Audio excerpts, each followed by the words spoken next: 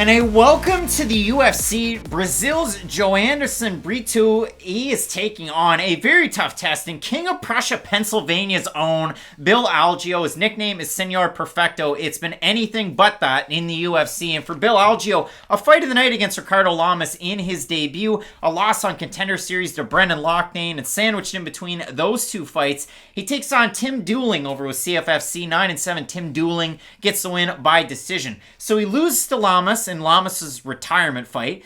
He then goes out and beats Spike Carlisle in a classic Spike Carlisle fight where Carlisle starts off strong and then fades. So in that fight, Algeo gets the win, and then his last time out, he takes on Ricardo Ramos in a fight where I thought Bill Algeo was going to win, and it turns out Ricardo Ramos has only been training in wrestling shoes with Team Alpha Male, and Algeo had absolutely no way to stuff any of those takedowns.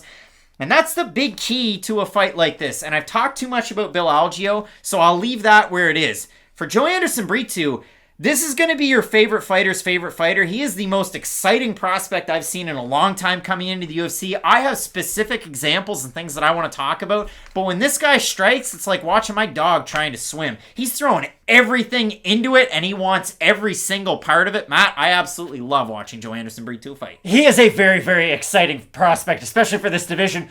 But there's some negatives that come along with his style. Now, when we talk about the positives that Joanderson Brito brings into the cage, it is windmill-type power and shots. He does throw those big looping overhands with both sides. I do think that's an important point. Has great power in his right and left hand. He's not just a one-side dominant puncher. Like when people talk about Deontay Wilder being the hardest puncher of all time, they often specify, well, he's the hardest right-hand puncher of all time, whereas Mike Tyson's probably the best ambidextrous power puncher of all time. Brito is more similar to Mike... I can't believe I'm saying this. Brito is more similar to Mike Tyson, to where he does have great power in both hands, and you can see that throughout his fights. He is an orthodox fighter, but honestly, his left hook might be his best.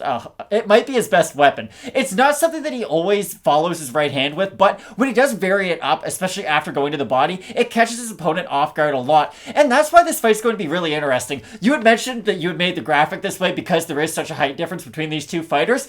I think the height difference and how both fighters are going to play sort of the height difference in this fight is going to be very important, because for Algeo, we've seen him have a lot of success against guys shorter than him, but we've also seen him really struggle with it too. He's one of these weird fighters who has a very specific Goldilocks zone to where his strikes do the most power. When he's at long range, when guys are coming in on him, he can crack them from far away, and it really hurts them. Like, Lamas was what, the 7th ranked, 8th ranked featherweight in the world when they fought, and he hurt him a couple times down the stretch in that fight, and it was one of those performances to where, yeah, you didn't get the win, but sometimes you gain stock even in a loss, and I think Algeo, that was a perfect example of that. But ever since, it has been so odd, and I know we've both talked about this on the camera and off the camera, just where does Algeo fit into this division? Because when you do, not even fight to fight, just minute to minute almost in his fights, you look at some of the things that he's doing and you're like, wow, this is so high level, checking leg kicks, following with hooks, like this is a guy who could be in the top 15. Then you look at him not be able to defend any takedown attempts from a much smaller guy.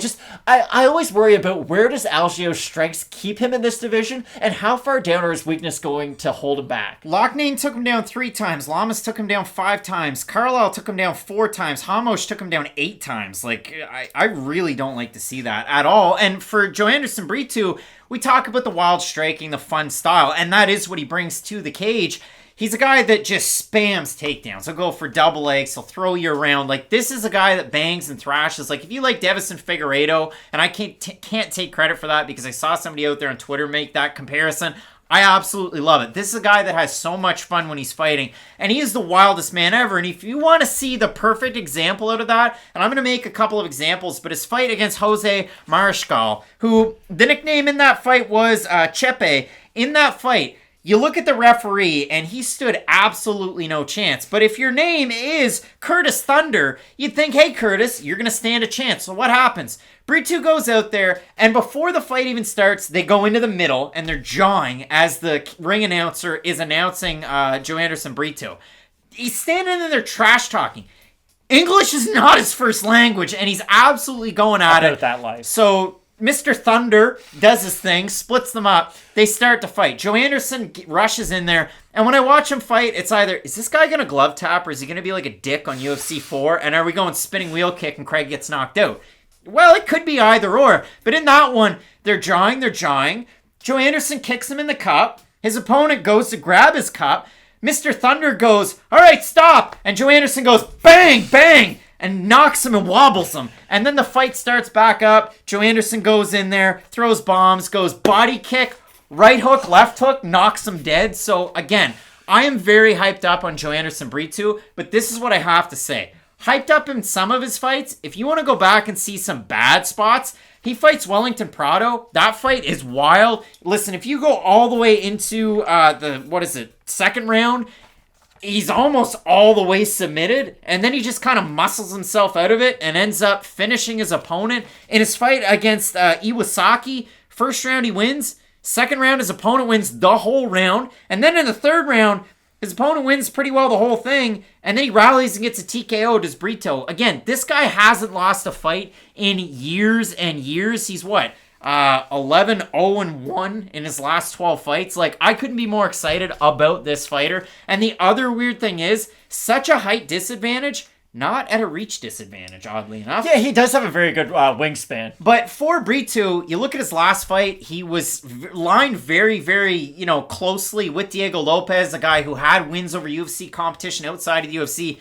They had a really close fight, and I was honestly surprised. He kept popping his hands out there. Thank you. Chris Tognoni goes, hey, stop that. Okay, so then they stop it.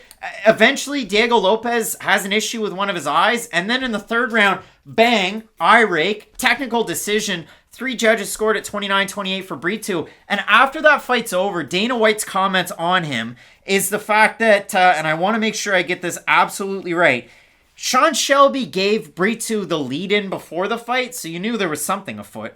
And then after the fight, this was it. I actually think that Brito is possibly going to be one of the next great Brazilian fighters. That's what Dana White said about him. So, high praise on Brito. I've talked a lot about Brito. Now I'm going to answer your question. I think I'm really high on Bill Algeo, and I think everybody else is, and we think he's a top 15 fighter. But I don't know if he's a top 15 fighter based on the way that he's looked in these 3 fights. Fight of the night against Lamas, at the end of his career. Yeah. Losing against Spike Carlisle until Carlisle gets tired. Credit to Algeo for having the cardio and being able to win the fight. And then not looking good against Ramos. It's really hard to tell what Algeo you're going to get. I know with Joanderson Brito, he's going to fight into exhaustion. He is, but thank you. He is. Yeah, that's when we talk about things like he's so powerful. He muscles his way to positions. There's a give and there's a take to having a style like that. When you fight like Jessica Andrade, yeah, you're going to get knockouts. Yeah, you're going to get cool takedowns. You know what else is going to happen? You're going to get hit clean in your pursuit of all those big actions. And that's my big problem with Brito. Even in his wins, as spectacular as they are, he gets hit going forward all the time. Like, I know it's not the same division, but Sean O'Malley probably keeps Joanderson up at night because Sean O'Malley would move on his back foot left and right and pick him apart as he moves forward. And this is my other big problem with this fight. I worry about Algeo's ability to defend the takedowns, but I don't know if I worry about his ability to defend Brito's takedowns. And let me clarify, because Brito's not a traditional wrestler. He doesn't go for a lot of single legs or double legs. It's a lot of, I get the body lock and I'm trying to muscle my way to the ground. Now, yes, he does have some good body locks and there is some good technique to what he's done, but it feels like he's almost doing his own form of wrestling to where I get the feel, I've got my own few good moves, but it's not like he's going to go out there and wrestle Algeo up against the cage. At least I don't think he will. I don't think he possesses that ability to really start chaining takedown attempts together. I think we're going to see the big action out of Brito. If he gets the takedown, great. If he doesn't, probably get a reset off of that. And that's where I think Algeo is actually going to have a lot of success. I think when they do kind of reset after their big actions, that's when Algeo is going to start getting his reads, using those water in the basement techniques to where he's chopping down the legs, he's going to the body. And I know personally, I'm quite down on Bill Algeo, and I'm really high on Joanderson Brito coming into the UFC, but stylistically, I actually think this is a pretty good matchup for Algeo. Yeah, 100%. If you look at it for Brito, last thing for me, I mean, this is a guy that went to the school of Julian Lane, and it's like his teacher was Michael Hill.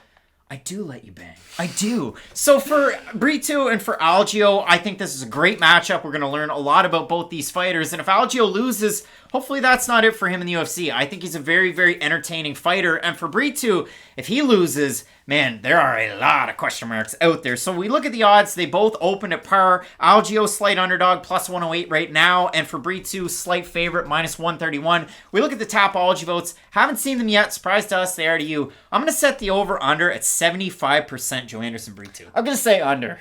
We look at it, No. 1,328 total votes, 82% Brito, 70% by decision for the 18% that have Algeo, 71% by decision. So the fans think that it's going to go to a decision. I've got Joanderson Brito in this fight, but man, Bill Algeo, again, you think long-range weapons, you think tall, lanky guys. Would Matt Allen be able to beat Joanderson Brito?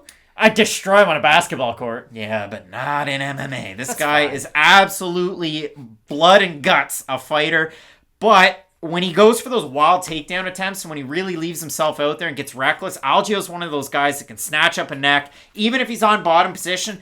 Brito gives up top position like it's going out of style. I have a hot take. He gets into opponent's guards, and then he's just doing so many things that his opponent's able to reverse him. And I've seen guys that have no business in the UFC beating Joanderson Brito for moments on the ground until Joanderson just pops out of it and finishes him. He's like if Bruno Silva slimmed down to 145 and Vanderlei Silva and every other reckless fighter you can think of, and now we get Joanderson Brito. I don't know if Anderson Silva's a reckless fighter. No, Vanderlei Silva. Oh, there you go. There we go. Here's the problem. I think Joanderson Brito could go like 0-3 in the UFC and we completely forget who he is. Like, there's a world out there where that happens because of how reckless his style is. I am going to pick Bill Algeo in this one. I don't even feel great about the pick if I'm being honest, but again, when I look at what Algeo struggles at, it's chain wrestling. He can defend that initial takedown attempt. It's just when guys start to get him up against the cage, go for the one leg, then mix the two, that's when he does struggle. Joanderson Brito does not go for those type of takedowns. It's a lot of those open mat, explode forward. I almost said Chael Sonnen takedowns, but you get what I mean. Like, Chael Sonnen would double leg you, get around the legs, do more technique to it. But Brito, it is all gas, no brakes, and I don't think that's going to be good enough to beat Bill Algeo. I'm going with Channel 5's Joanderson Brito. Matt going with King of Prussia, Pennsylvania's own Bill Algeo. Senor Perfecto. Can he beat Perfecto on Saturday night? We'll find out, and I can't wait for our main event in this division. Calvin Kattar taking on the man himself, Giga Chikadze. Hit up that comment section like it's going out of style. Let us know who you have in these fights and keep it locked in with Fight Night Picks, as we always say. Let's get into it.